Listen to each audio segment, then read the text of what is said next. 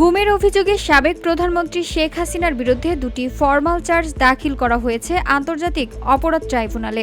প্রথমবারের মতো দাখিল করা এই দুটি চার্জের একটিতে শেখ হাসিনা সহ ১৭ এবং অপরটিতে শেখ হাসিনা সহ ১৩ জনকে আসামি করা হয়েছে।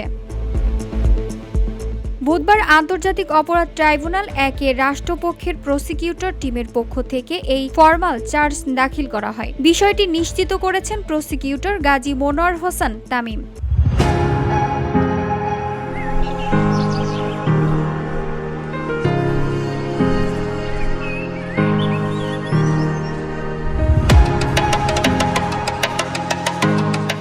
গাজী মনোয়ার হোসেন তামিম জানান, আজ আন্তর্জাতিক অপরাধ ট্রাইব্যুনাল ১ এ গুমের অভিযোগে শেখ হাসিনার বিরুদ্ধে ২টি এবং জুলাই আন্দোলনে গুলি করার অভিযোগে বিজিবির অফিসারদের বিরুদ্ধে একটি সহ মোট ৩টি ফরমাল চার্জ দাখিল করা হয়েছে।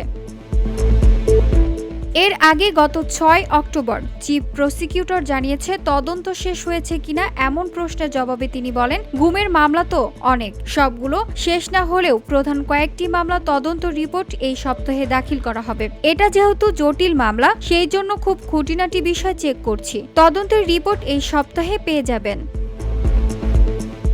VOD Bangla news desk.